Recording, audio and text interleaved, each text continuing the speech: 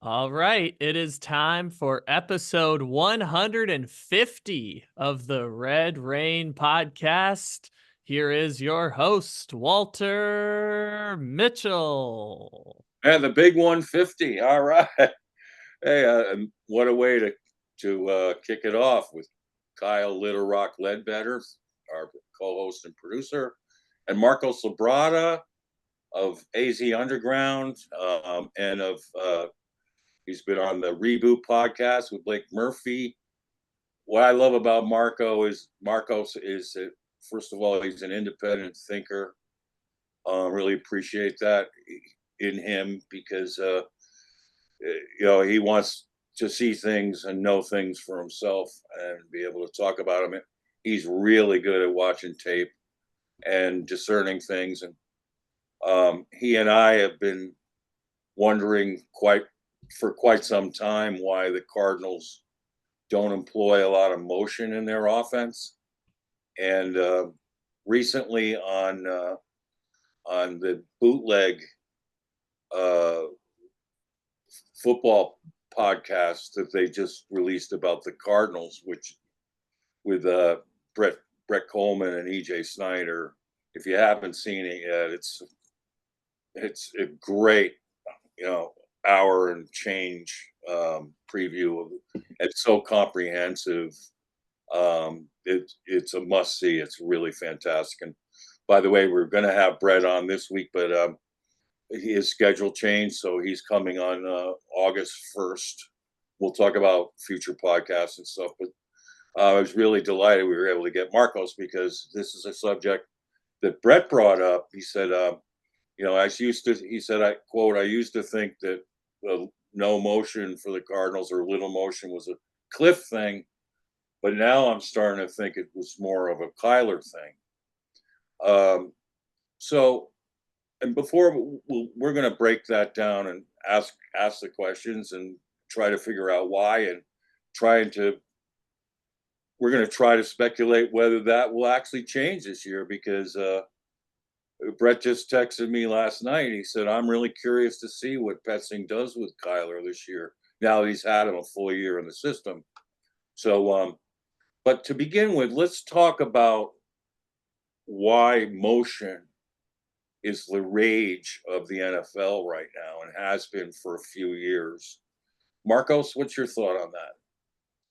Well, as we know, like the one offense that everybody's trying to emulate is a Shanahan offense, of course, and that employs a lot of under center action, a lot of motion from either at the snap or before the snap, like pre-snap motion. So, and it's also something that Sean McVay employs, and as we know, Sean McVay for some reason always seems to employ either high octane offenses. It doesn't matter what kind of personnel he has. And the one core reason for this, and let me explain one thing before we go into that.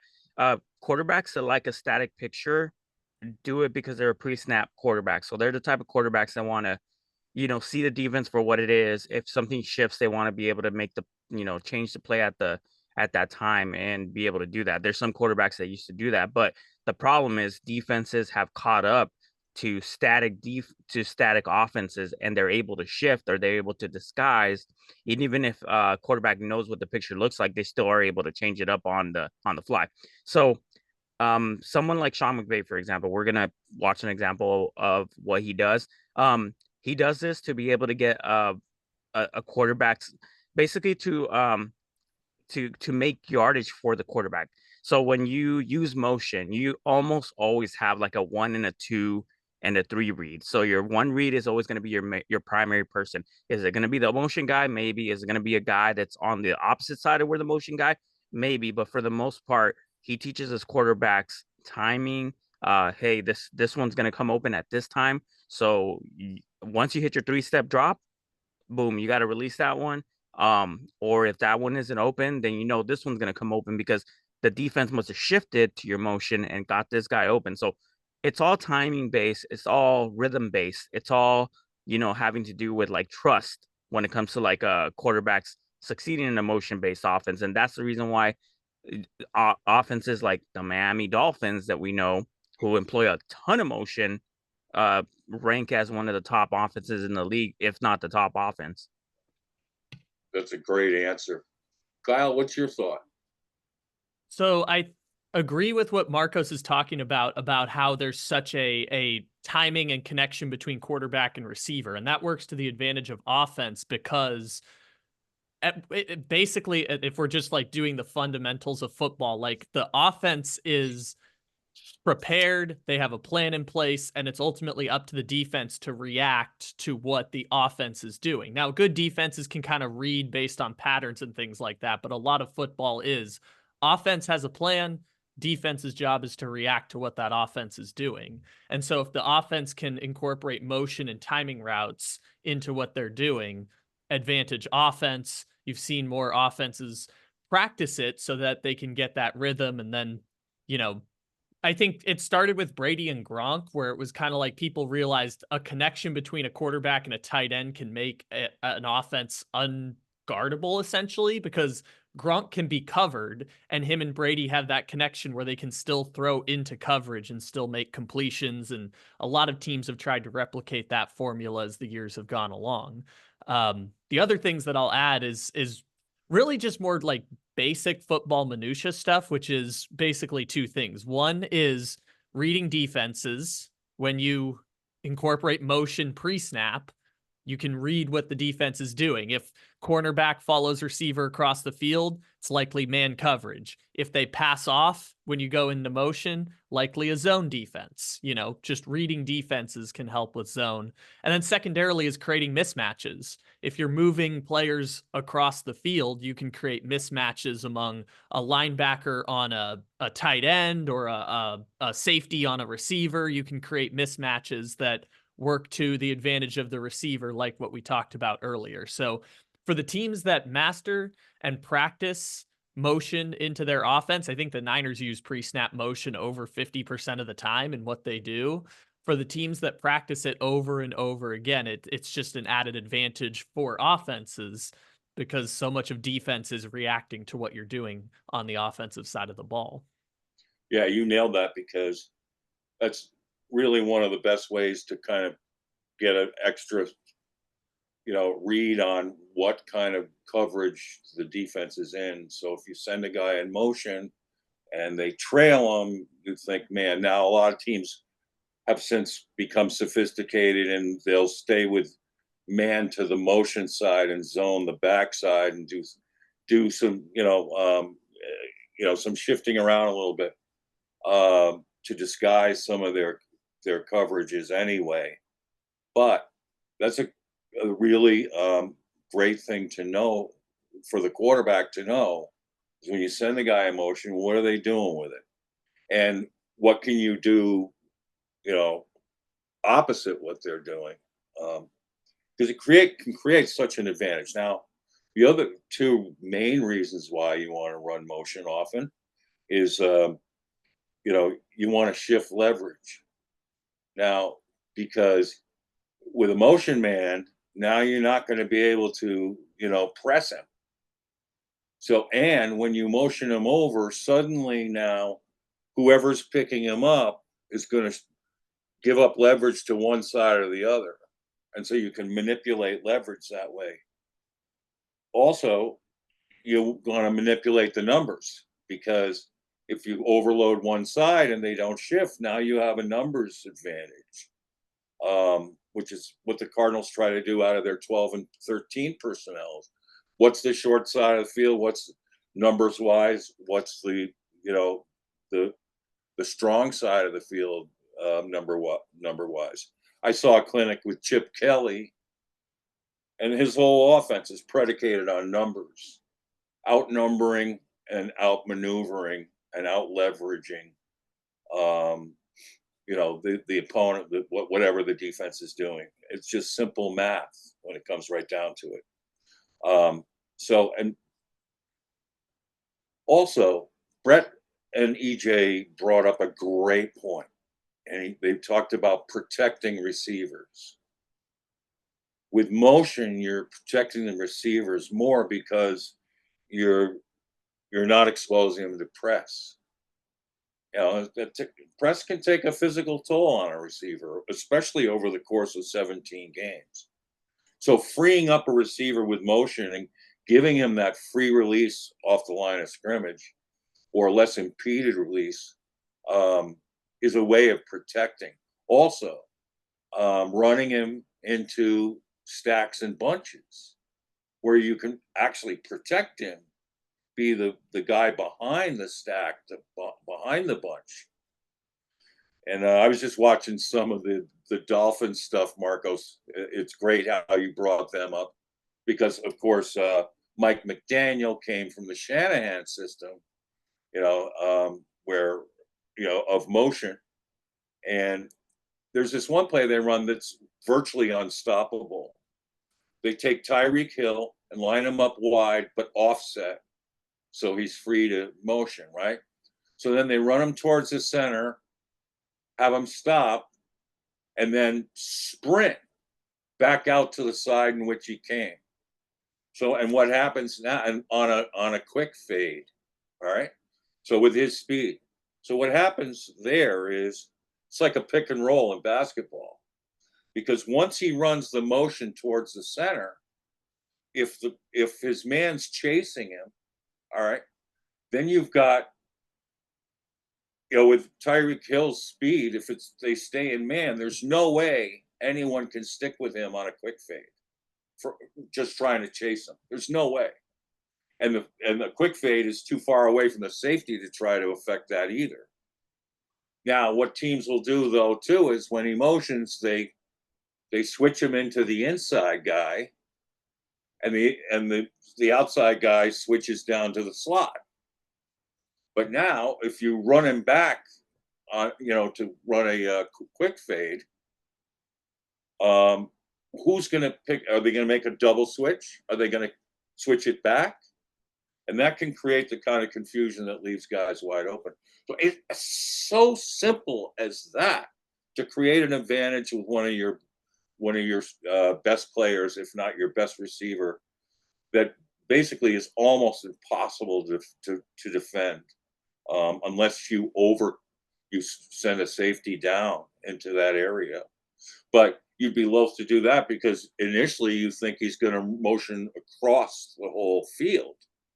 So you don't want to commit to that. And if he did, now you have a numbers game going on the other side of the field. So I thought it was fascinating the way Brett and EJ talked about protecting receivers. And I'll say this, as a Cardinals fan, we've seen a frustrating amount of injuries, especially post-fits, to our receivers, and we haven't done, a lot of motion. So what I did was I already knew the answer to this because I spent so much time when Kliff Kingsbury was hired watching his games at Texas Tech. And people have been fighting me on this all along. I've been saying all along the lack of motion was a Kyler thing because at Texas Tech, he was motioning all over the place in his offense with wide receivers, with tight ends, and with running backs. So then I went and looked at Kyler's highlight film from Oklahoma, and there's very little to no motion. It's Kyler in the shotgun. And of course, he's got three premier wide receivers and a great offensive line. And, maybe because of the talent they had, and maybe they didn't really have to run a lot of motion. But the only motion that Lincoln Riley did that year, the primary motion he would do would be pre-snap to run the running back off motion to try to draw a linebacker out. But he wasn't sending CD across the field much at all, or Marquise Brown, and with that offense, like I was saying, I don't think it was absolutely necessary. They were crushing it. I think it might have helped them against Alabama, however, down the line, because of what it could do to create some numbers games for them. They were very overwhelmed in that first half in the Alabama game. And to Kyler and Lincoln Riley's credit, they adjusted and played a really good second half. But by then it was like too little, too late, unfortunately. But yeah. So and I so let me ask you this: why do you think if this is more of a Kyler thing, and he won, a Heisman Trophy out of a shotgun in an air raid, where he didn't run much motion, and could that transfer over to the NFL? But let me ask you this: why would you think? And people would say, "Well, no, it was Kliff's offense." But no, if you remember, Kyler was very specific about what makes him comfortable and in an offense. And, he'd always run shotgun snap. So, but why would you think that Kyler would be a little reluctant to run motion? Marcos, let's start with you. So I think the reluctancy would be more of, like you just mentioned, it would be a comfort thing. That and the shotgun heavy approach is also a comfort thing for quarterbacks. It's been bantered about with a bunch of people who try to find out the answer, and they usually find the answer with coaches and quarterback coaches that it's just more of a comfort thing. And you want, for certain situations and certain quarterbacks, you have two types of quarterbacks. You have the ones you have to make comfortable and you have to make great, and you have the ones that try to do whatever it takes to shift to make themselves great. Obviously, the great one, Patrick Mahomes, is a great example of the person who shifts. He shifted himself after he came out of college. He was one of the people that made you tear your hair out because he would sit in the back of the pocket and he would consistently give yardage to the defense by backing up and trying to buy some time so he can bomb it down the field. And it was frustrating to the tackles and to Andy Reid that he adjusted, and now he's basically he's called the short throw king, throwing shorter than even Tom Brady himself, taking all the yards he wants, getting the ball out of his hands as quick as possible. But they do employ a lot of two things that the Cardinals haven't really employed much of thus far either. They've employed motion and they've employed a 3-wide-1 set. So that's another thing that you did mention that I wanted to say. Yeah, you're 100% right about what you said about motioning into stacks and motioning into bunches. A lot of offenses are starting out on a 2x2 or like a 2x, they'll have a 3x2 on one side, or they'll have a 2x2, and they'll motion their guy to try to get that numbers advantage to one side of the field. So they'll send somebody over to the opposite side to get that bunch formation. Kyler wants to see the field. He wants to be in the shotgun. He wants to scan the field. He wants to get a panoramic shot of the field and say, the safety's up here, the linebacker's down there. And if you motion, obviously defenses have to shift around and whatnot. He may not want that to be the case because once he snaps the ball, he wants to know what he's reading. So if you keep obviously if you keep the play static, you see the defense for what it is. But unfortunately, because of that, it also makes it easier for defense to know how to defend you. Because if you are not implementing any motion, that can cause some chaos with communication with the defense, with the play call that they have. You might even motion into something that's advantageous for whatever play call they have. The defenses don't have to worry too much about it. And they already know that they vacate the middle of the field, even up to this day. Even when Kyler Murray attacked the middle of the field a little bit better, they still vacate the middle of the field. They still are trying to take away the outside throws. So that's the reason why I believe that Kyler Murray wants to be in a static type of offense, comfort-wise, because he's a pre-snap quarterback. Right. That's a great answer. Kyle, what do you think? So I second a lot of what Marcos brought up about the middle of the field being something that has been problematic for a long time for Kyler Murray. The part that I'll add, because I second a lot of what Marcos just brought up, is that when we were talking about spread offense earlier, one of the things we brought up is that connection and chemistry among receivers, and how, part of what helped Patrick Mahomes facilitate success in a motion offense was the thousands of repetitions he had with Travis Kelce. They brought Tyreek Hill into motion consistently back in the days. And if you watch the Dolphin offense now, they run Hill and Waddle in motion more than anyone else, especially Hill, to kind of give them a head start because they're just so fast that they can just blow by guys running horizontally when you get into motion. And Walter and I, we had that conversation a couple weeks ago about how, they went from Larry Fitzgerald to Christian Kirk to David Johnson. Then they flipped out that group and went DeAndre Hopkins. And then Kirk was Right. gone and they brought in Hollywood Brown. And there's just been this revolving door of receivers that haven't quite meshed with Kyler. I think the best example we've had so far was Hollywood Brown. And obviously they had that connection from college, but they only played like 8 games together before Hollywood Brown got hurt and then Kyler got hurt.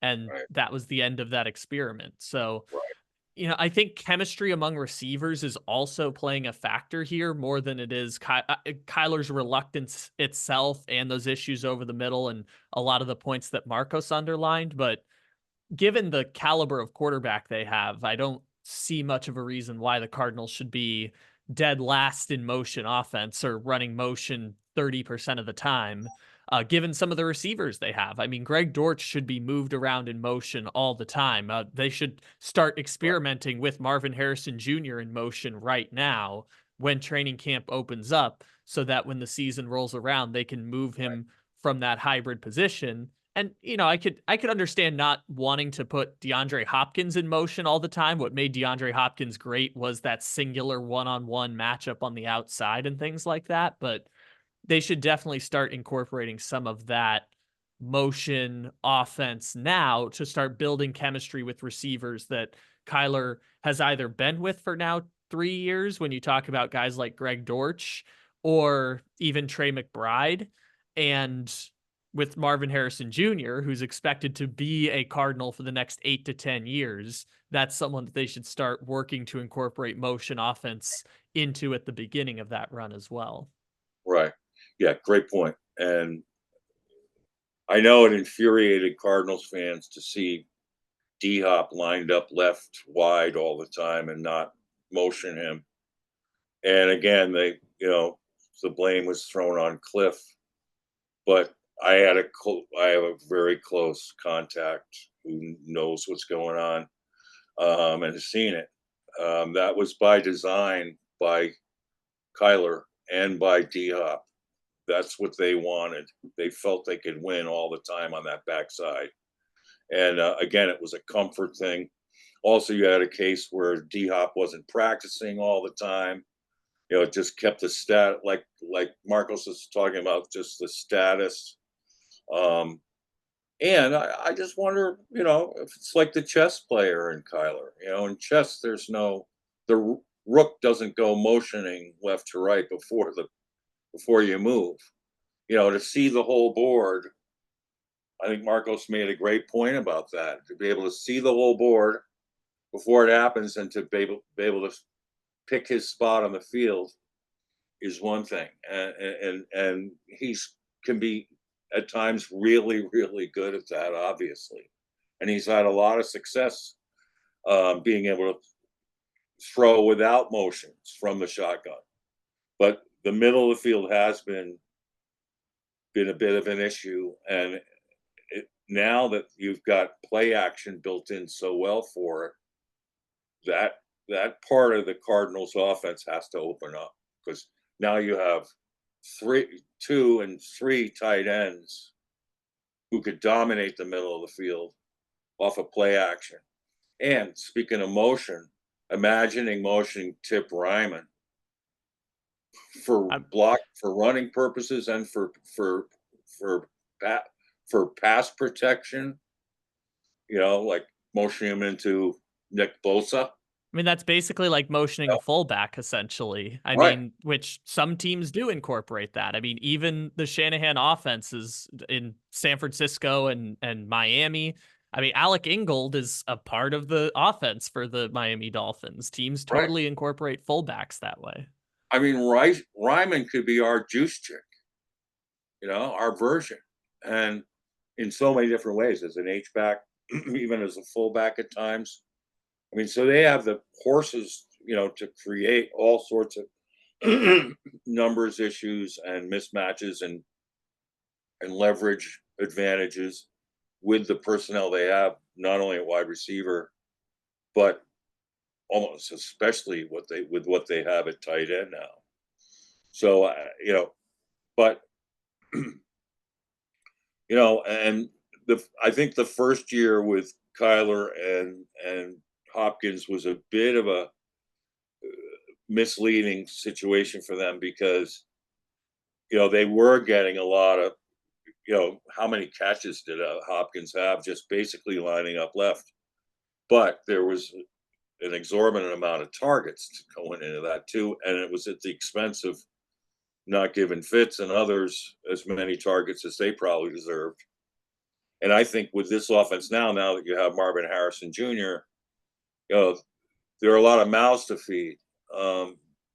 Feeding the Dortch, Michael Wilson.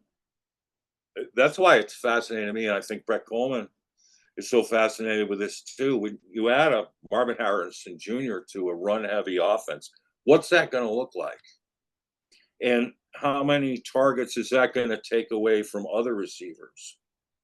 Now, gladly, we have a supreme talent now in that position. Does it now change some of the complexion of your offensive game planning? Do you come out throwing the ball now at times or some series? Do you become a little less run heavy to accentuate the passing game and to try to create a rhythm for Kyler? I think that's why Brett's pretty excited about this, and I am too, to see what they have in mind, and to see what kind of adjustments they make. But and the big question is, will they now take a page out of the book in the division with McVay and Shanahan? And plus, I just did some research on Ryan Grubb. He's a motion man all the way. He reminds me a lot of Chip Kelly, his offensive principles. He's a motion man. You notice in our own division, in percentage of motion, snap motion, the first all three of our divisional opponents are in the top 7. Were last year. I think the Dolphins were first, 49ers second, Rams third, and Seahawks 7th. And you know what? Here's the other thing. You'd want to put in motion so you can prepare your defense for those other offenses. I mean, it can't be like just teaching guys on the fly on a scout team to play Cooper Kupp and Puka Nakua, Tutu Atwell. I mean, if you do it more yourself, chances are your defense is going to get better at defending it. But, I think sometimes, in a division like ours, trying to defend those packages with all that motion, maybe one of the main reasons why we went 0-6 in the division last year and got outscored by nearly 100 points. It was not good. And yes, okay, the talent level on our defense wasn't as good as you'd hope. But I would argue that that we were weakened by some of the coaching decisions towards personnel, like moving Zaven Collins, not starting Isaiah on the edge, where I thought he would have been really good after the previous year. There are things they could have done, I thought, to make themselves stronger that they didn't. But I mean, schematically, nothing changed from one game, the first game, or the second game. In fact, it even got worse. So I have huge concerns about that and how they're going to be able to defend this. So why don't we take a look at what Sean McVay does with this motion? And Marcos and Kyle and myself, we will pause it every now and then to make a point.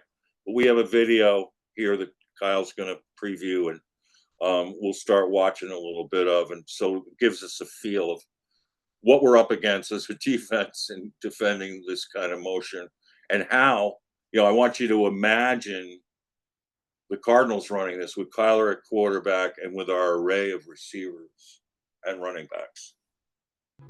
As training camp began, the Rams had 36 rookies on their roster. Sean McVay knew he'd have to do what he does best all over again: innovate. For a coach who's had successful offenses year over year, made schematic tweaks year over year, the 2023 season would have to be something special. That's exactly what happened in 2017 when he took the league by storm with his up-tempo, wide-zone play-action heavy scheme. Well, this offense is innovative just like that one, but in completely different ways. He has always used motion in innovative ways, but this year especially, he's taken that to the extreme. He's used it 70% of the time, third most in the league. Back in the day with Goff, they were running play action off the run. Now they're sitting back, picking defenses apart through the air with Stafford, stretching them out horizontally and vertically, ripping your heart out, all while including motion. Usually we talk about multiple games so I can show you guys the overarching themes of how something is played out over time. But for this one, I think it's best to just break down the Week 16 Saints game to illustrate all the different things McVay does to a defense in just a single game. To define his objectives when using motion, we can sum it up into two categories: shifting leverage and manipulating numbers. He uses quick motions at the snap to affect one or both of these things, so real quick, let's define them. Leverage is where the defense is positioned in relation to the receiver as the play begins. In certain situations, he'll be leveraged outside to force the receiver inside, and in others, he'll be inside to force him outside. Here we can see Paulson and Debo leverage outside on Cooper Kupp. This is to guard against anything outbreaking and then try and force him inside to his help. So McVay short motions Kupp inside, which triggers a Debo and Alontae Taylor to switch assignments. And because Taylor has to adjust his positioning, he's now inside leverage, which allows Kupp easier access to break outside and win easily. When McVay manipulates numbers, it's more to force the defense to rush in adjusting their assignments in order to cause a communication breakdown, since they have to think in split seconds. When defenses play zone coverage, they actually play man coverage to a degree. Sure, Isaac Yiadom is playing a deep cover 3 zone, but if Kupp runs, let's say, a corner route, he's not just going to guard grass, he's responsible for guarding his man. Defenders count receivers outside in 1, 2, 3. So that means that Taylor is responsible for Puka and Demario Davis, Tyler Higbee. However, when Kupp motions across, each assignment bumps over one. But when Puka and Higbee switch release, where Higbee becomes the new number 1, Taylor is completely confused, and we get an easy, explosive play. This has been the 101 intro class of what McVay's doing to innovate his offense with motion. And before we dive into the 202 advanced that's across to a beautiful right there. Oh boy, that's just beautiful. I love watching that type of schematic type of like just dominating defenses in a way where you're trying to confuse the heck out of them, especially since the majority of defenses employ a lot more zone than they do a lot more man coverage. Of course, you have variations of some defenses that do more man, but even in a man coverage situation right there, just with those 3 little subtle movements, it's not even a lot. It's not even motioning a guy across the field. It's not even switch releasing them, like having them outside. They're literally just moving within yardage and confusing defenses while doing so. They're not releasing guys the way that they should. They're trying to get a beat on somebody. And just with that small little adjustment that they make, like that switch release with the tight end, he was able to get an explosive play. All Jared Goff had to do was just dump it to his tight end, and that's it. And that's what motion creates for your quarterback. It makes you have an easier time for your quarterback to be able to dissect defenses when he's able to garner all that, like, knowledge about, like, hey, this is what we're doing in this play. I know where I'm going with the ball. So that's what I love about motion. Yeah. Show me that screen again, Kyle, please. So you motion into a bunch. Look at how well protected Kupp is. All right. And look at how right now, the only guy who can protect the inside leverage is the linebacker who's stacked over the edge there. Right. Okay. So, Stafford can see that. Also, notice on this backside, you got, who is that? 15, I forget. Reynolds. It might have been Reynolds. Maybe it's an older tape, but I believe that's Van Jefferson. Oh, Jefferson, of course. Yeah. I think he's now on the Falcons, but I'm Correct. pretty sure that's So Van Jefferson. Yes, exactly. See, this safety is rolled up, which tells you the basic look here is zone, which a lot of teams run of like a 5 under zone at the goal line. It's, because people today run so many pick plays, it's hard to play man. So they try to, guess zone. And this is a key man right there, is that this safety, because typically you might have wanted to run him off with Kupp. But if you do that, you leave the slant open. You see, and look at the leverage they're giving up for the slant on this, because this cornerback is straight up on Jefferson. So, and he's not shading inside. If he were to shade inside, they could throw the fade, and throw it up there for a taller receiver to get. So those are the kind of reads. And now when we get into the stack, into the Cooper Kupp in a bunch, man, look at the creation, the chaos that's going to create. All right. Also, if the outside, if Nakua runs straight out, which he's going to sit down in a route here in a second, but if he runs straight out, it's almost like a pick play, and which Stafford could throw right immediately. Kupp could just run a quick out, and they could possibly get it to the pylon out of when you see it straight up here, and they probably can see that. But this play is designed, I think, Cooper Kupp to be more of a decoy, so they can slide Nakua into a gray area of the zone. Let's roll it. He can basically play your defense like a puppet. Here he motions Kupp across to a bunch formation where the Rams have 3 receivers. The Saints check into a common 3-receiver check called box, which gives them 4 defenders over 3 receivers and creates a box around whatever the Rams might run. The 2 underneath defenders have the first inside and outside routes underneath, and the deeper defenders have the first inside and outside routes deep. McVay knows into a bunch will trigger the Saints box check, and look where he motions Kupp. It's not close to the bunch, it's across the bunch to move Tyrann Mathieu out of the way even further, which gives Puka just enough room to sit down in the end zone.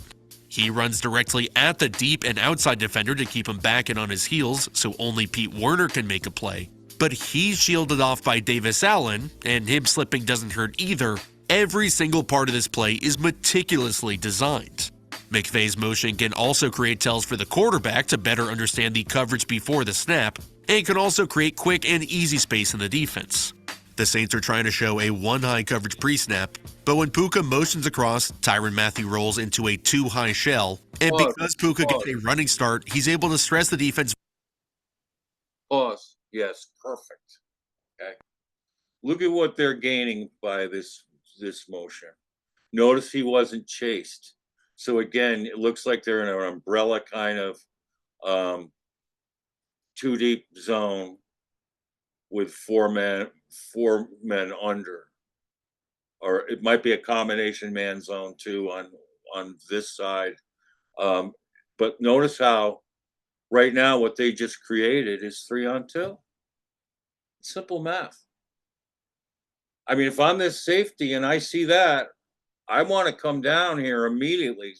He's too far back to be an impact in this play. In fact, I would argue on the play before at the goal line that the guy playing free safety in the middle rendered himself totally useless in the play. There's no way you can defend anyone from there. He had to come up and play. Because, in order to squeeze down those holes in the zone, you got the more the merrier. But anyway, I mean, look at the advantage they have right now. Now this defender here, who's he going to take? He's got a dilemma. He could take Kupp, stick with Kupp. Who's going to take Puka? Marcos, help. I think I think what they're trying to run here, and I've been trying to dissect this. This is looks like cover So it looks like cover 2 zone. Obviously, the reason why I can see that, and there's a way to decipher cover 2 from Tampa 2, and that's with the linebacker. If the linebacker runs the pull, that's Tampa 2. If he just stays in that middle, intermediate middle, that's a cover 2. So what's going to happen here is this slot corner slash safety. I'm not sure. I'm not familiar with the personnel over there, but that guy is going to have to clamp down and play the hook zone area, which means he's going to have to take Puka Nakua if he runs either deep. If he runs an out route, he's trailing him in that. If he runs inside, he's going to pass it on to his linebacker. But now that you have this 3-by, I guess you could say 3-by-1 because the running back's directly behind the quarterback here. So he's lined up like it's a run play. I think what would have to happen here is this tight end now this linebacker would have to be responsible for this tight end going up, basically the 3 up is up player. So if this guy goes deep, that opens up area for Puka Nakua to hit the outside here, because now he has probably a leverage advantage on this this hook zone defender here. And I would imagine that after this play, Puka, who has been great at being able to run those out routes, he's going to run the out, and most likely, I would say if I was to go anywhere with this ball, it would be to the out route to Puka Nakua. Yeah. Now, Cardinals fans, imagine this kind of motion. So what you're doing, what's this called is motioning into triples to one side. So you're overloading one side. You also are keeping your inline tight end. Imagine Trey McBride right there. Okay. So, and because this guy doesn't go with and chase, we got a numbers game mismatch. Now, imagine if there's Marvin Harrison Jr., there's Michael Wilson, and there's Greg Dortch. How are they going to, with our personnel, this is made to order. Or and we can add in also this Tyler Higbee right here has a 1-on-1 because Tyrann Mathieu is going to have to go help over on the 3-on-2 mismatch. So imagine if instead of Higbee, who's not the best receiving tight end, you have Trey McBride 1-on-1 with this corner right here, and you've got this whole half of the field to work with. All of a sudden, you've got a mismatch that works in the Cardinals' favor. Yeah, and if these 2 inside linebackers go with flow, the middle's going to open. McBride could exploit the middle on a skinny post. So you got options galore, 1, 2, 3 right here. You've also got the backside option, and then you've got a safety valve as your running back. Run from center, and watch Stafford's footwork on this on the play action. Go ahead, roll it. It's vertically sooner and cut into the open space quicker. Using motion here especially helps Stafford, which he needs since he's turning his back to the defense on play action. The tell shows him it's too high, and he knows the Saints specifically run a ton of Tampa 2 zone, where the Mike linebacker will guard the void up the middle. So even though he turns his head, he knows what's happening thanks to the motion, and he on time throws a strike over the middle. McVay also uses motion to define which matchups he wants, where he knows since the Saints keep using the same bump adjustment to his motion, he can practically pick and choose who is gonna guard which receiver. He has Puka running this wheel route up the sideline, but he doesn't want Adebo to guard him since he's more comfortable outside in his typical outside corner position, plus he has a ton of depth off the line. So instead, McVay motions Puka across and watch who switches onto him. Instead of bumping everybody over, this keeps their corner and safety in alignment and just has Taylor, the nickel corner, who's more used to playing inside guard him, and watch this move. Puka fakes like he's chopping down on a double move, which gets Taylor to jump the route, giving him space over the top for the completion. If Adebo had defended this from depth, the double move probably wouldn't have hit the same, and the route would have been dead. For everybody who's watched the Rams and studied McVay throughout the years, we all know it's not just the passing game, the engine of his offense. I want to talk about that really quick. So I was right about the defensive call because I love the defense more than I do the offense. I was wrong about the offensive attack on that last play. Let me just go ahead and call that out. So for that specific situation, it looked like because of the fact that he was causing a lot of confusion with the defense. Defenses typically try to make it more simplistic when it comes to like handling these emotions. So in that situation, that certain scenario, the reason why they didn't bump over was because they were abusing that particular area, the three side field side area with the the trips and whatnot, and they were exploiting all those switches or all those bumps because they had to bump over, and then it caused so much chaos that they wanted to make it as simplistic as possible. That's the reason why they didn't bump over. They sent a slot corner to defend Puka Nakua on the wheel route, and it ended up biting them like essentially in the butt because Puka Nakua is like he's already come out to being an elite type of route runner.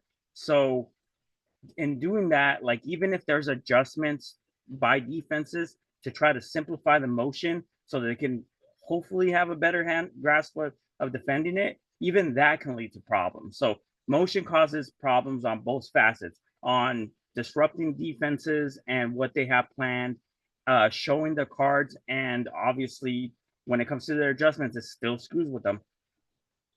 Yeah, and this is why Sean McVay was seen laughing on a morning talk show after playing the Cardinals,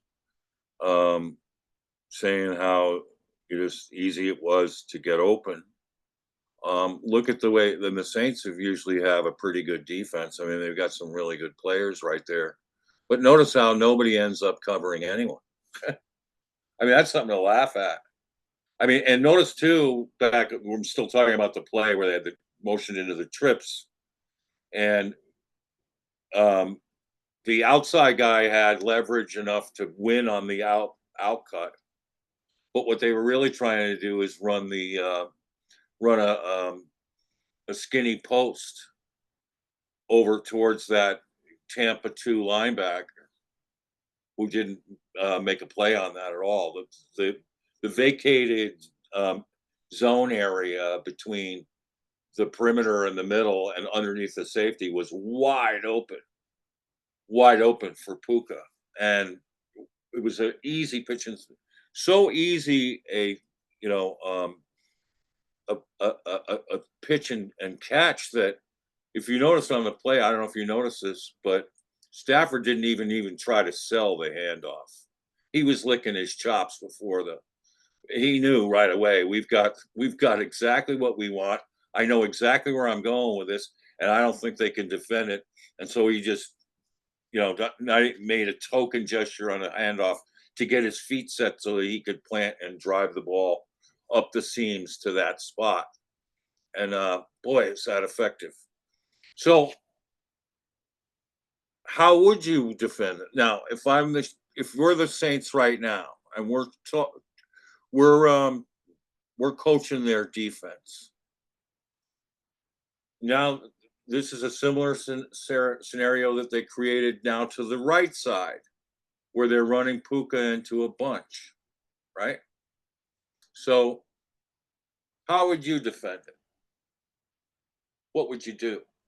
So in today's NFL, defenses have actually done a pretty good job being able to be able to defend modern offenses, with the exception of the heavy motion based offense. Obviously, those are still taking flight, but the way that defenses are adjusting now is they're doing man matching zone schemes, which means they play zone to one side of the field, they play man to the other side of the field. Usually it's a zone to the field side, it's a man to the boundary side, where you have your one-on-one. Where you have your one-on-one is simplistic. You have that guy megged up. And the other side, with all the motion, with the trips, maybe even with the 4 wide receiver, 4 strong formations, they love to play zone with man principles, basically saying like, hey, if this defender runs this certain route, that's your guy. If he runs that route, or if he runs this other particular route, you pass that guy on, you zone off to your area, or you pick up anybody who's going into that same area and stuff. So you're doing a lot of stuff like that. So communication has been an underrated thing, and it's been key in modern defenses. Modern defenses that communicate better are always the best in today's NFL. But that's why motion is so important, because it disrupts that communication, because you have to think on the fly, whose guy is that? What are we calling? What are we in? What are we shifting? What happens if this wide receiver shifts from one side of the formation to the other? And what happens when they do that and they snap the ball and he's turning upfield, which is obviously motion at the snap? It creates a debacle for defense to be able to handle. And you're right about what you said. You said this at the beginning of the podcast. I forgot to tell you, like, to piggyback on that. But the Cardinals defense itself in practice, it's not practical to defend a motion heavy offense if your actual offense isn't employing too much motion. You're not just going to have your offense go out there and employ a bunch of motion suddenly with your first string quarterback, or maybe even, I guess they could throw their second string and then do all that motion and stuff. But why would you do that if your offense is just going to stay static? For the most part, you're just going to learn how to defend a static defense very well. But when you are going into this new era of the NFL where the offenses are starting to readjust to what defenses are doing, they're starting to run more from their center. They're starting to do more three-step drops from under center. They're starting to do more. The fullback is making a comeback. Obviously, they're doing a lot more of that. So they're trying to punish you in the middle. They're also motioning more because they want to punish your defensive looks. They want you to show your hand. They want you to be confused right before the snap, and they want to take advantage of that. So the Cardinals defense is basically kind of getting hung out to dry. Right. Kyle, what would you do to defend this play? So while I obviously don't have the same level of film breakdown expertise as our friend Marcos does, if I'm the Saints defense defending this, you got to drop number one, Paulson Adebo, who, granted, he's a third or fourth round pick, but he is still a rookie at this point. You don't really want rookie going one-on-one with Puka Nakua. And I know during the season, like, Puka Nakua snuck up on a lot of people, but the guy in the video said this is the week 16 game where Puka Nakua is about to break the rookie receiving yards record. Like, people know that he's the first option in this offense by this point in the season. And so the mismatch of Paulson Adebo one-on-one, Adebo should probably drop back about to the 31 yard line just to kind of give himself a head start. And if they adjust the route and take the underneath play, like a little out route by this guy right here, or I think Kupp's going to come across the middle, but you kind of give them the underneath boundary as part of the zone just to take away whatever they're doing up here. And then you've got you've got a safety here, and then you've got a corner here who's kind of just roaming and playing that zone like Marcos was talking about. Right. And you kind of allow them to take away the middle and back part of the field, but just an easy flip is drop Adebo back to like the 30 or 31 yard line off the top of the line. And also, right, like, this could have very easily been Keitrell Clark, right? Like, this is a rookie corner playing hybrid between the slot and the boundary, a lot of zone coverage stuff. This very easily in a Cardinal offense could have been Keitrell Clark one-on-one with Puka Nakua off of a zone switch, and there's a breakdown in communication that leads to a play like that. I mean, you mentioned the Saints usually have pretty good defenses, and Dennis Allen has historically been one of the better defensive coordinators. But this is such a comparable play to what the Cardinals are running, where number one, Paulson Adebo is your Keitrell Clark. You've got your Jalen Thompson back here, and I'm not exactly sure who this would be in the equation, but this is a very comparable situation to what the Cardinals are trying to run and will run some of next year. I mean, maybe this is Max Melton in the Paulson Adebo role. I think that this is a very comparable type of situation for what the Cardinals are trying to do with that young secondary specifically, is incorporating zone with young corners and Jalen Thompson kind of as a roamer. And then, your free safety drops down and you have more man coverage on this side of the play. I think it's very comparable. What we're seeing is very comparable to what the Cardinals are going to try and be doing on defense this year. Yeah, and that's what makes me nervous because, I mean, that's not the way I would play it, the way they're doing it. I mean, one thing I've learned about the Rams is if you don't play them physical, they'll have their way with you. And you want the couple times we managed to beat them were the times we managed to get very physical with their receivers. So what I would do is with this linebacker, I want to, off the snap, press Cooper Kupp. So that's going to be a given. I want to come and meet him with this combo. I want to I want to go man on Puka. So I want to drop this corner down right now and create, another scenario where you can get physical off this. I don't want free releases here, in other words. And I've got a guy in perfect position to mirror Nakua. And I'm going to play him, face to face the whole route. I mean, Nakua is not a blazer. So what you got to do is get into his body and then shadow him, and then look back for the ball because it's probably going to come. Now, what makes the Rams so hard to defend is knowing them off of this play here. What they're apt to do at times is run bootleg play action. They run off of these bunches really well, by the way. And Cooper Kupp is a very good blocker out of the slot. He really mixes it up in there and gets his face in there.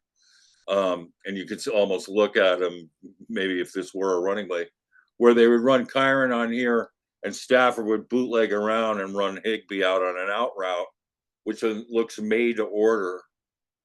I mean, for us doing that with Trey McBride would be unstoppable, in my opinion. But imagine this too, just as I was watching this, imagine if the Cardinals did this kind of motion into a bunch with Marvin Harrison Jr. in that role, ending up running the gap route. Wow. I mean, that would be, give Kyler a target for one. But, but this is just such soft coverage. Don't you think, Marcos? I mean, look at the play they did before. It was mass chaos, and the thing, we wound up with three guys in space covering no one. And the rule of zone is if a man's in your zone, you play him man. You stick to him. And if you got to stake with him the whole play, you have to. But they're not picking up man the way they should. Go ahead. Yeah, that's exactly today's NFL. They don't run anything. They don't do spot dropping is what we're detailing right now, which is like you basically just go guard your area. You do have to guard the person who's running the route into your area, essentially. So you do have to pick that up. I think in this situation, I'm not sure what quarter this is or if it's later on in the game, but I think they were just so scared off of the motion that at this point, because of the fact that motion can create rub routes and whatnot, or it can create disruption between two players, they decided to get their man off the line of scrimmage and then try to guard whatever's coming in and decipher anything that's coming in their direction so that they don't collide with each other. Basically, that's the reason why it looks so soft in this angle, at least from what I see. Yeah. And if they do the, threaten the run, notice how they only have one linebacker in the box now. I mean, you beat him, you're getting a chunk play from Kyren Williams. And by the way that they do the blocking schemes in LA, and they just picked up two pretty premier free agent guards in Dotson and Jackson. Holy cow. Is if they slide this way, you got to watch for the cutbacks, which have been killing the Cardinals when they defend them, which is why this back edge, whoever's playing this edge, is huge. That's what we don't do right, is we don't play the edges right against them. You got to stay at home on those edges for the cutbacks.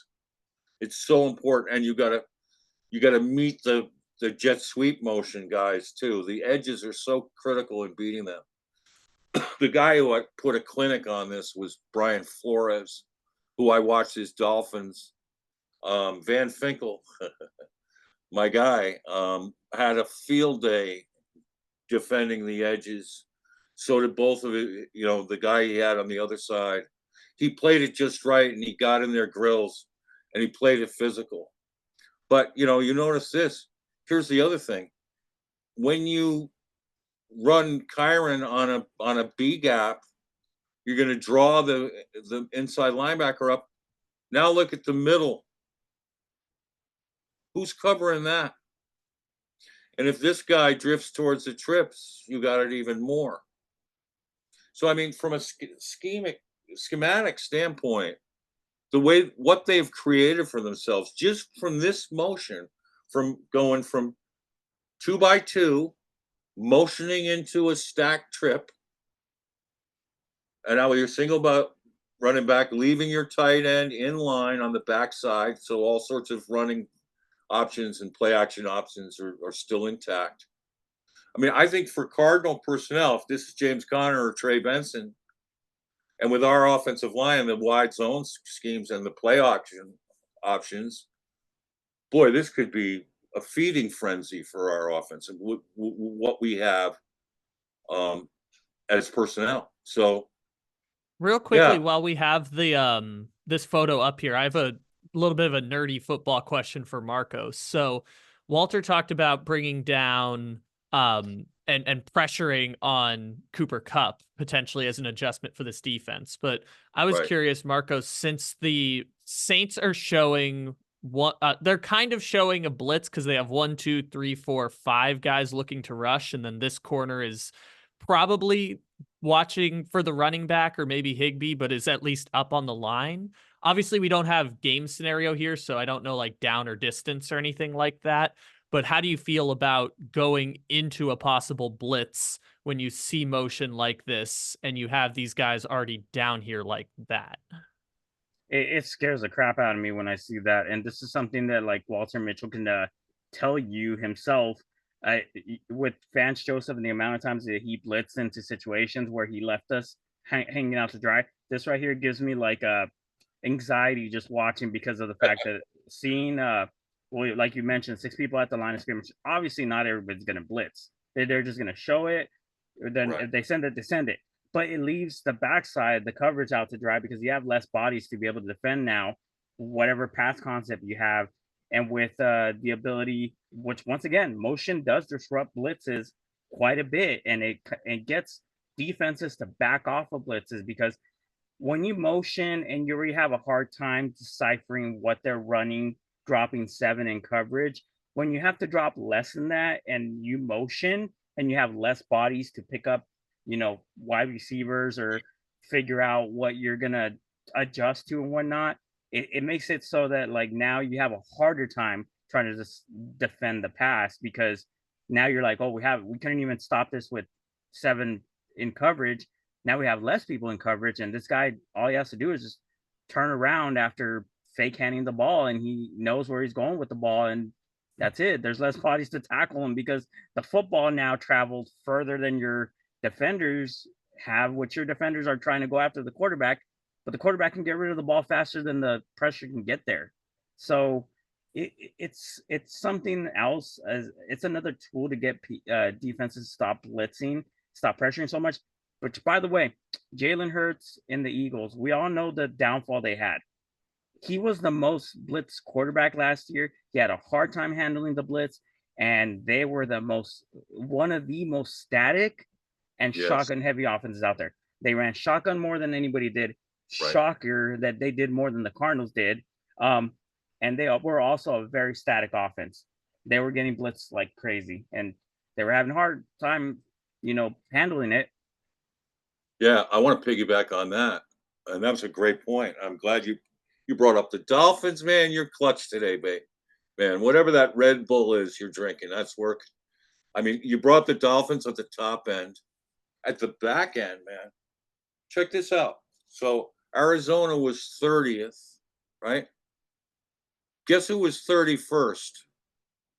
Hint, Drew Petzing. Where'd he come from? Cleveland. Right. With that, Stefanski offense, run heavy. All right. So is this a Petzing thing too? I mean, he's coming from that kind of an offense, right? And then the 32nd were the Eagles, just as you just nailed. All right. And, they had a down year offensively, you'd have to say, wouldn't you? So and sometimes when they might have gotten a little too smug about their personnel to be able to just say, we're just going to line up and beat people. Now, sometimes you got people who can do that. But, the thing with the Rams that's so ingenious is it's not like these guys are blazers like a Tyreek Hill. I mean, Cooper Kupp ran, what, a 4.6 something? I mean, Nakua, same thing. I mean, these guys aren't blazers. And yet, but by putting them in motion, you're not going to slow them down. And since they're such a timing base, that's why I want to get up in people's faces. You got to play them. You got to knock them off their routes. I'd rather sacrifice giving a completion downfield after knocking them off their route and taking that timing away than I will giving them free releases. Because here's what's going to happen. Let me show you. So anyone who's breaking a zone, and this is a clear zone look they've been given, right? They're going to take one of the three and run the out pass. See where the 30-yard line is, where it says defenses. Some guy's going to wind up there because they're going to do what is called stretching the zone. All right, and making it almost impossible for one guy to defend two receivers. Then one of these receivers is going to come through the middle, and he'll have the option of sitting in there if it's open, or just moving a little bit one way or the other towards the middle if the middle's open, or the left. So they'll have an option route up the middle. All right. So you got, now think of how you're going to have to defend that from the sideline to the hash mark and maybe inside. That's a long way to defend with three defenders, right? And then the third receiver, excuse me. So, and I think typically you're going to run, and then you can run one of the three receivers on a fly route to take the safety out. So you got what I always called was run the diamond. So you got the fly route doing the top of the diamond. You got the two guys opposite about 25, 30 yards apart in a zone that's really difficult to defend. I mean, you have to have premier athletes. And if you give them free releases, it's even easier. So, but this is good. I mean, let's see what happens in this play. I think this was the one where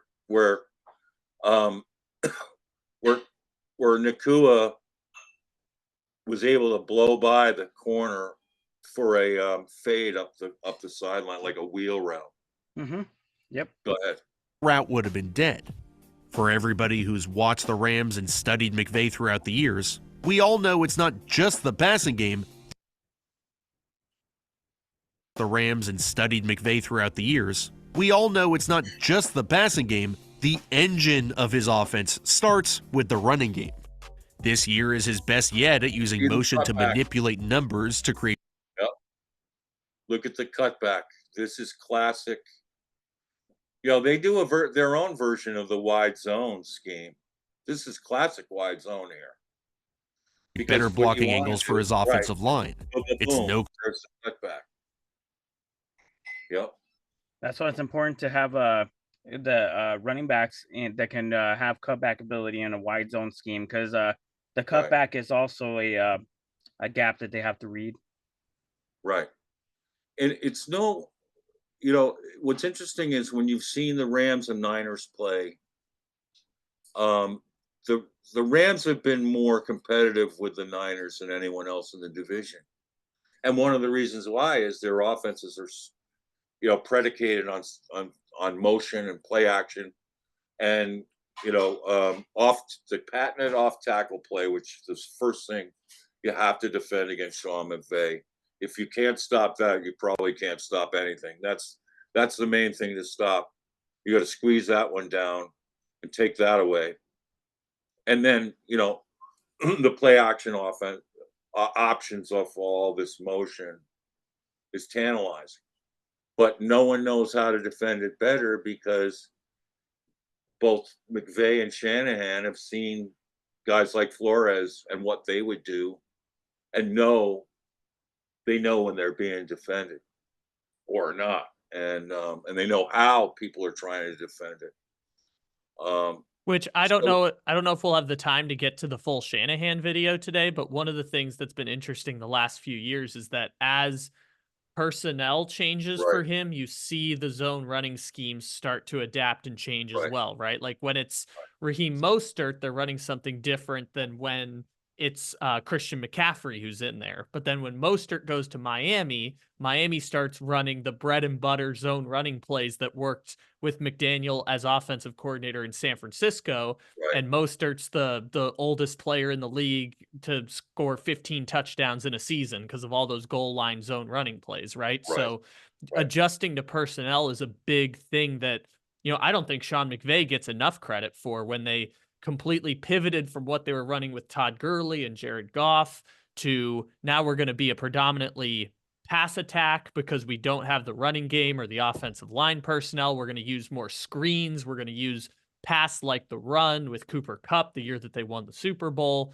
And then when it's not Cam Akers and that revolving door of running backs anymore, then we can get in Kyron Williams and go back to doing some of the zone running schemes that you see them run with Todd Gurley, right? It's so interesting to see them, now that we have 6 years of sample with McVay and 8 years with Kyle Shanahan, how they change based on the personnels that they bring in. Right. We've got 10 minutes left. Let's look at the first 3 plays of the Shanahan reel. I want to just mention one more thing to Cardinals fans who are listening. Alex Rollins, the video we were just watching, he also has 3 other videos covering Kyler Murray. He has Raising Zona, which was his second year. He has Kyler Murray, or I believe it's called Can't See the Middle of the Field. And then he also breaks down the 2022 season for Kyler Murray. So those are really good videos. It's called A Broken Bird. Just kind of dissects what we know about Kyler Murray and what his strengths and weaknesses is and what he struggles with. Right. Plays in running an offense back in 2010 with the Washington Redskins, where his father, Mike Shanahan, was the head coach. Kyle's scheme is heavily influenced from his father's offense, stylized the Shanahan offense as far as back as the early 90s, which heavily relies on the zone read run scheme followed by the play action. However, Kyle has added his own twist to his father's scheme by integrating heavy amounts of preset motion to help disguise the play and undress the defense's coverage. As much of a film junkie as I am, there's no one I enjoy watching film on more than Kyle's offense. The play designs he creates are truly one of a kind, and he's able to recognize his own tendencies and pivot off of a certain play design to trick defenses when they expect a certain play. We are going to break down his offensive scheme and show how he's becoming one of the most creative minds in modern football. You can't discuss the Shanahan offense without beginning with the wide zone run. This is a staple in the offense, and one that's becoming more oftenly used in today's offense by other teams. I've discussed the zone read offense in more detail in separate videos that I will link below, but the premise of a zone run is the offensive lineman taking a sidestep towards the play side. The offensive lineman on the back of the run must secure the block and allow the forward. Okay. Guy who blows this play is 89 or 99. Okay. But you got to keep your outside shoulder free, and you have to have gap integrity. You can't go too far. You got all these guys in here to be able to try to take that away. This is classic McVay, Shanahan. They want to sucker you all into a bunch here and run the cutback where you got one-on-one between your running back and the end zone. See how 99 bites too far? You got to stay home there, 99. Got to stay home. All right, go ahead. Secure the block and allow the forward lineman to move up to the second level. The running back's role is to make a decision and cut to where the offensive lineman has the best leverage. There are 3 cuts and reads a running back can make, beginning from the outside working in. Bounce, bang, and bend. Versus the Bears' heavy defensive front, Shanahan is going to call a wide zone toss to the left, with Kyle Juszczyk leading the block for Elijah Mitchell. When Mitchell receives the toss, he can see 36 coming down hard to prevent the bounce-out cut. His bend is also not open due to the edge rusher coming unopposed since there was no flash block. The best read will be the bang, since Juszczyk will be kicking out the defender in that gap, causing it to open for Mitchell to shoot through for a huge gain. Okay. This is another thing that's been a bone of contention for me for the Cardinals offense is why don't we run ISO blocks? Like, look at what Juszczyk does on this play. He's assigned to the edge. All right. And he's, I mean, look at him. He's got leverage on him already. He's going to open up that whole thing. That ISO block is one-on-one where you're coming straight at a guy. All right. That's why having a fullback today at any time is so valuable. Like, the first play we ever learned in Pop Warner back in my ancient days was the, up the middle dive, which was and with a fullback out of the I formation with the fullback isoing on the middle linebacker. It's simple football, but it's, the best blocks are the straightest blocks right at you. And that's why when the Cardinals drafted Tip Ryman, I mean, I was just like, oh my goodness, because imagine using him in that role. And, taking the romance out of plugging the A gap with that guy, and you can motion him into an ISO.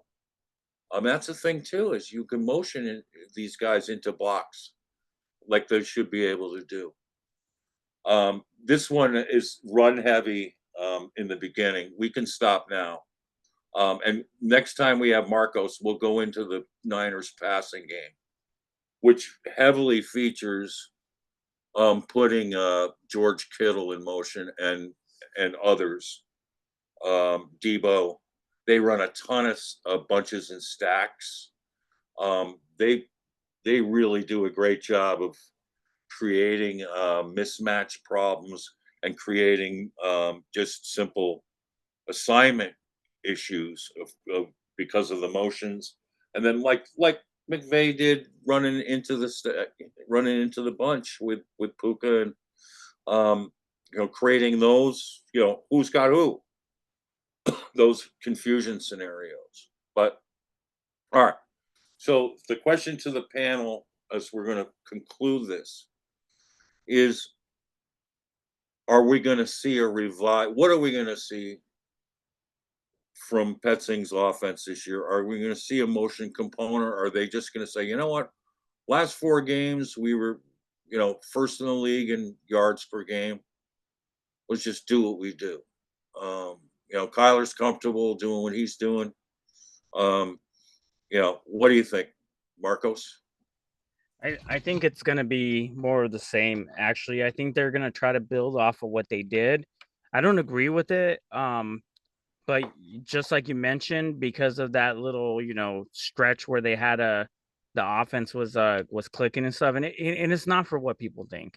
The offense wasn't clicking for what people think. It was for the fact that they were starting to dedicate more towards running the ball effectively, which helped them to be able to move the ball more effectively and stuff. And it opened up more opportunities for Kyler Murray to hit like some easy under center bootleg type of throws that move the chains. And plus, Trey McBride, you can't overlook what he did for him and Greg Dortch. They moved the chains for Kyler Murray quite a bit. So I think that's what they're going to do. The problem is that if, let's just say we get into like a 4-game or a 5-game slump. Let's say we're questioning what's going on. I thought you guys had this whole off season to work on your problems and whatnot. At some point, like if this works, great. If they're a top 10 offense, great. But if it doesn't work, are we gonna have people that are gonna bring it up and talk about like, hey, guys, it's you guys have remained static for all of Kyler's career, but the NFL is moving towards being more motion based. Are we gonna have people that are gonna call that out and say like, hey, maybe we should implement more motion? It really helps our quarterbacks. It'd probably help out Kyler Murray if he was in a more motion heavy offense, or at least, implement more motion. Are we going to see that? I hope so. Kyle. So in terms of what they will do next year, I've got a question for you, Walter. Do you have the rankings of the motion, but do you have the percentages of plays that they ran motion? Yeah, well, snap motion I do. Yeah. The Cardinals 12.6%. 12.6% snap. And the low, and Cleveland was 12.4. So, and by the way, that would have been higher if they'd stuck with Dobbs. Not saying they should have, But Yeah, with it would have Kyler, been it went to 0. yeah, it would have been a trade-off. Right. What is the number for the middle of the road team last year? Like 16, 17, 18? Oh, good question. I'm curious. Around it's around 18%, Okay, close to 20. close to 20. Yeah, it's 20.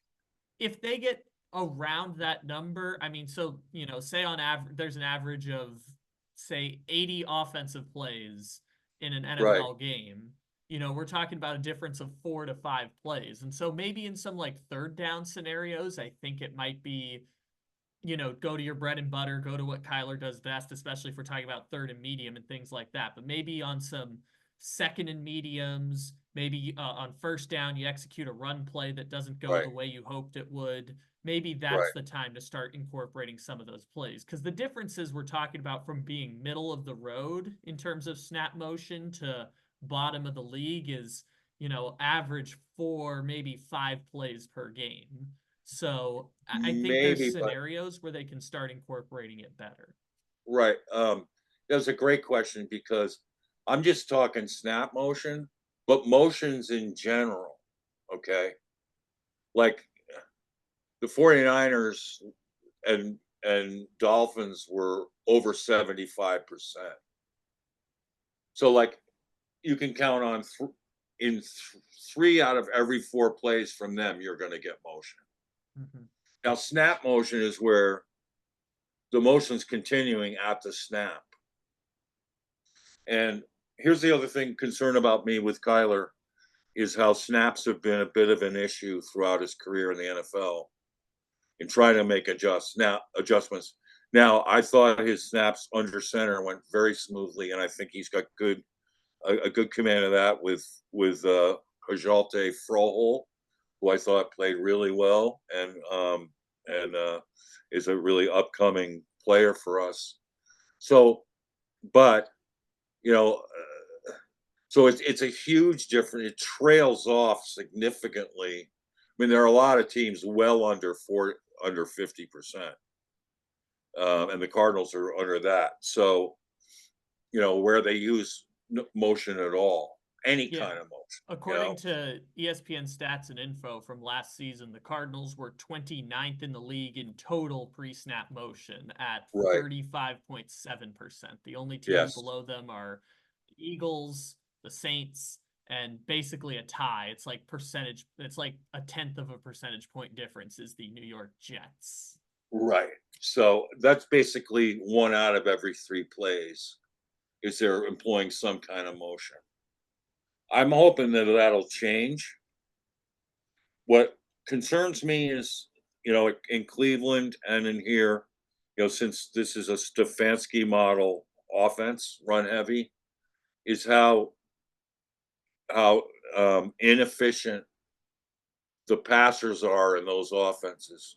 Largely to do, I think, at times from running the ball heavy or not, in a rhythm, and other elements to that, for example, if you go, this is what worries me is sometimes if you go 1st and 10, you run it for 3. 2nd and 7, you run it for 4. Now it's 3rd and 3, and now are you now having your quarterback pass for the first time in the series? And sometimes that's a lot of pressure to put on a quarterback who hasn't thrown the ball in 10 minutes, after the defense have been on the field or whatever. So what I'd love to see is them throwing more on first down, particularly in play action. Now, I saw a thread or a video of Kyler in practice, and he's been great about bringing the guys together and everything for these, on weekends to run routes and everything. Well, where he's taking the ball from center, faking the handoff, and then taking a quick 3 steps off the handoff, shifting a little to his left and and then hop crowing into a deep pass to Marvin Harrison Jr. on the deep corner. And man, oh man, is that his feet are like pistons. I mean, he's trying to get that down. big time. And I'm hoping the vertical passing game will come back for Kyler, because it's been gone basically since the Green Bay game in 2021. For whatever reasons, it's just not been the same. And so that I'm hoping will happen. Now, I'm hoping they become more diverse and unpredictable. You know, you've got a great running back, but I've always been of the mindset that, you know, you want to try to get a mental advantage on teams early. So you want to surprise them with stuff that they're not ready for. And whatever that takes, throwing, play action, running, whatever that takes. And it gives your own team a sense of confidence that you prepare this thing correctly. So I want to see more innovative game planning where they can try to get a lead. And they came out pretty well in Petzing's first drives. I thought he did a fine job. But I think it needs to probably be a little more innovative. And I would incorporate what McVay and Shanahan do, just as Marcos and I and you were saying, was that to have it in your arsenal, because also to prepare your defense. And by the way, I don't think you can prepare your defense to play Rams and 49ers and Seahawks with your second team scout team. I mean, your second teamers on a scout team. I think you got to get your A guys out there. You're not playing live, but you got to get your best players out there to take these roles. If you're going to assimilate it as what it might come out to be, you know. So I'm hoping for a little more diversity. I'm hoping for give Kyler a chance to get in a passing rhythm, and the motion could really help. And I think putting players in positions to be open is going to affect Kyler's passing efficiency, which unfortunately was the lowest of his career last year. And that's something and people are saying it doesn't matter. It does matter, because, and Kyler, I think, would say this to you himself, is that connecting on, and Marcos pointed out some of the videos you can watch, the Kurt Warner video of old, where Kurt is showing how Kyler passes on the easy throws and makes things more difficult for himself. He's got running backs who can catch this thing amazingly. He's got 3 tight ends, counting Higgy Bear, who can get open and big targets. He's got Marvin Harrison Jr. out there on the perimeter. Michael Wilson, he's 6'3". Harrison Jr. is 6'4". You got, you know, and then you got Dortch, who's probably separates as well as anybody, except maybe Tyreek Hill. So he's got all these weapons. What's fascinating now is I don't know if you draft Marvin Harrison Jr. at number 4 and then simply just try to keep doing what you're doing last year. I don't know why you would do that. If you were doing that, why not take Brock Bowers? Or why not take one of the top offensive linemen? Or, you know, I mean, so, I get it. I mean, now you've got a potential wide receiver 1 for the next 3 to 5 years, depending on what happens after year 3. Yeah, I think to your point, the 2 most important players for what kind of success they'll have in pre-snap motion are Greg Dortch, because obviously he's the slot receiver guy. They're most likely to move into motion, and someone you mentioned earlier in Hajalte Froholt, because lost in a lot of this is that offensive line play, particularly interior offensive line play, is so important when it comes to pre-snap motion and taking snaps under center. I mean, part of why Kansas City was able to completely evolve their offense after moving on from Tyreek Hill is Joe Thuney, Creed Humphrey, Trey Smith. Might be the best interior offensive line in the NFL, and that's allowed them the space to try different things they weren't doing before. Right. Yeah, this was a lot of fun, guys. Kyle, thanks so much for putting up those videos. That was a blast. It's always good to do X's and O's and to watch people at work. Kudos to Alex Rollins, and let's give props to who did the Shanahan video. that's really well done too. And that was done a couple of years ago, I believe. Do you have a credit on that? Harrison's Huddle on YouTube. Yeah, Harrison's Huddle. Harrison's Huddle. Yeah, I'm subscribed to them too. A lot of good people online. But total props to our pal Brett Coleman for getting this conversation started. Who DM'd me right away was Marcos Labrada. He said, "Uh-oh, wait till you check out what Brett's saying." And boy, he had a lot of really good things and to say about the Cardinals, and he's very curious and very excited about what could happen this year for the Cardinals. So it'll be fun to get him on August 1st. We have Dan Viennes of Seahawks Forever coming on July 29th. We're going to be busy that week. So we're going to take next week off. I'm actually going away to a Verbo house with a pool. So, at the beginning of training camp, I thought I'd get a few days of swimming in. So we're going to take next week off, and we'll be on Monday the 29th, and then Thursday with Dan Viennes, and Thursday the 1st with Brett Coleman. So thank you all for joining. Marcos, final word from you. Well, it's always great being part of this podcast. I love anytime you give me the invite, I'm like, yep, absolutely. I'm off for 3 hours of sleep, so I'm gonna go ahead. I didn't finish this. I just took a little sip of it. I'm gonna probably go back and take my little nap, my little power nap. But this is what I do. If you tell me, hey, you want to come on, I'm like, oh yeah, absolutely. Oh, I'll set my alarm. I'll set my alarm sooner because this is awesome. I love being part of this and doing it for the first time on YouTube with film, so we can visualize everything. This was a blast, and I love this. So thank you guys for inviting me as usual. Thanks, pal. You're like Domino's. You deliver. Okay, Kyle, parting shot from the Little Rock.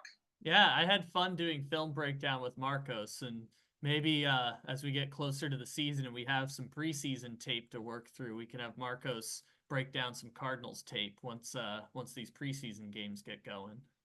Fantastic. So absolutely. To all our supporters, thank you, and keep the faith. And pretty exciting stuff coming up. I wrote up the thing about Kyler's, renaissance as a leader at Revenge of the Birds that you might find interesting, because he's doing a lot of really good things with that. That makes it exciting, and and I wrote about from Brett Coleman and EJ Snyder of Bootleg Football doing their thing on the Cardinals. You have to see that if you haven't yet. And there's other really good things out there. So now that we're about to start training camp, may the red rain shower down on you into the red sea. Red rain.